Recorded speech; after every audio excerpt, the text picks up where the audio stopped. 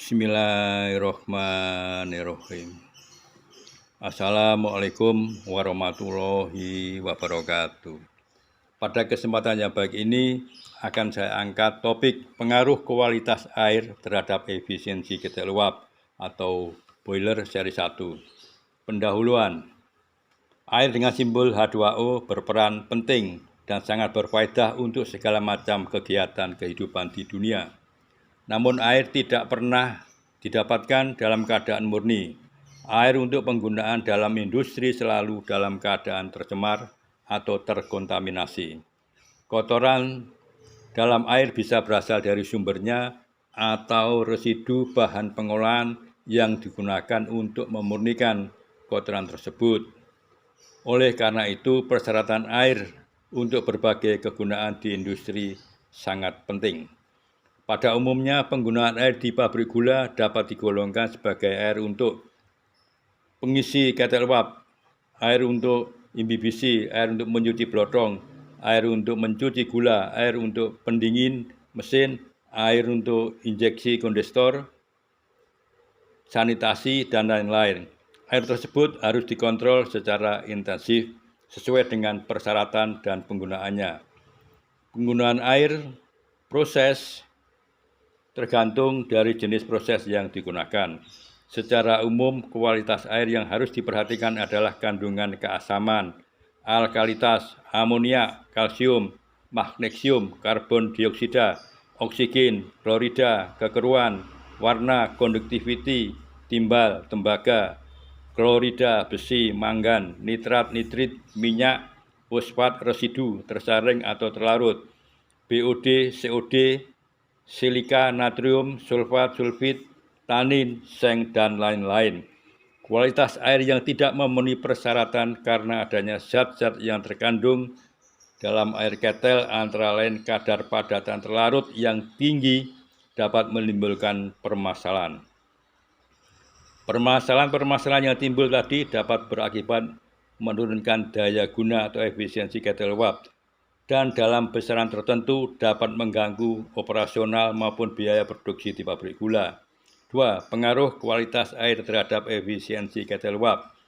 Kualitas air pengisi ketel merupakan salah satu faktor penting karena berpengaruh besar terhadap daya guna ketel uap.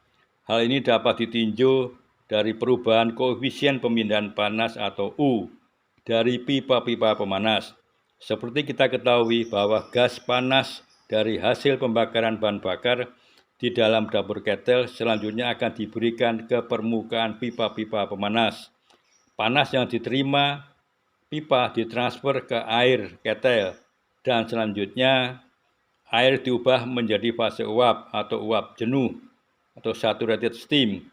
Bila kesadaran air ketel makin tinggi, maka akan berakibat permukaan pipa ketel makin cepat kotor karena terlapisi oleh kerak dan akibatnya akan menghambat perpindahan panas yang berarti nilai U menurun. Penurunan nilai U akan berdampak langsung menurunkan daya guna atau efisiensi ketel uap. Hubungan antara tebal lapisan kerak terhadap efisiensi kehilangan bahan bakar dapat dilihat pada tabel 1 atau PowerPoint kedua.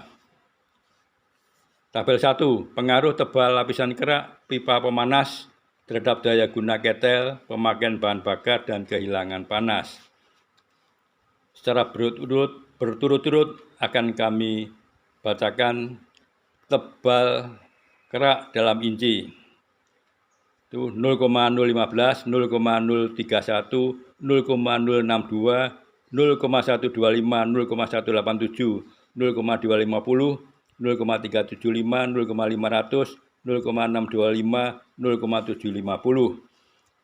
Maka pengaruhnya terhadap efisiensi ketel atau yang hilang dalam persen berturut-turut 4, 7, 11, 18, 27, 38, 48, 60, 74, 90.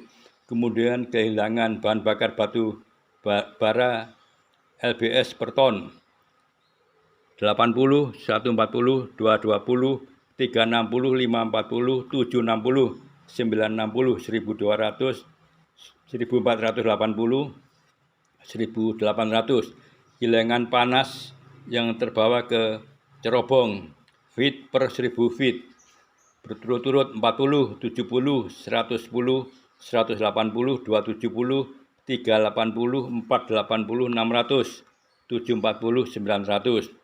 Sumber adalah dari Electromagnetic Water Conditioning System tahun 1985. Daya guna termasuk suatu ukuran efektivitas dari bahan bakar yang digunakan pada ketel uap. Pendapat beberapa ahli yang ditulis oleh Silalai 1977 menyatakan bahwa definisi daya guna ketel uap pada prinsipnya sama walaupun notasi matematisnya ditulis secara berbeda. Definisi secara umum daya guna ketel adalah perbandingan antara energi panas yang berguna untuk pembentukan uap merupakan output dibanding energi panas pada waktu yang sama diberikan oleh bahan bakar yang dibakar atau input dan hasilnya selalu kurang dari 100%. Kekurangan produksi uap ini jelas akan mengganggu kesetimbangan dan distribusi uap untuk proses penguapan gula. Untuk memenuhi produksi uap tersebut dapat saja dilakukan dengan cara menambah ekstra energi, yaitu dengan memberikan suplesi bahan bakar yang lebih dari biasanya. Namun peningkatan suplesi bahan bakar ini berarti meningkatkan biaya operasional ketel untuk memproduksi jumlah uap yang sama. Kesimpulan pada PowerPoint ketiga, tebal lapisan kerak pipa pemanas boiler berpengaruh nyata terhadap 1. Efisiensi ketel uap hilang. 2. Bahan bakar batu bara hilang. Ketiga, energi gas cerobong hilang. Sumber Electromagnetic Water Conditioning System 1985. Ucapan terima kasih. Selanjutnya, silahkan pemirsa untuk menyaksikan video pengaruh kualitas air terhadap efisiensi ketel uap atau boiler efisiensi.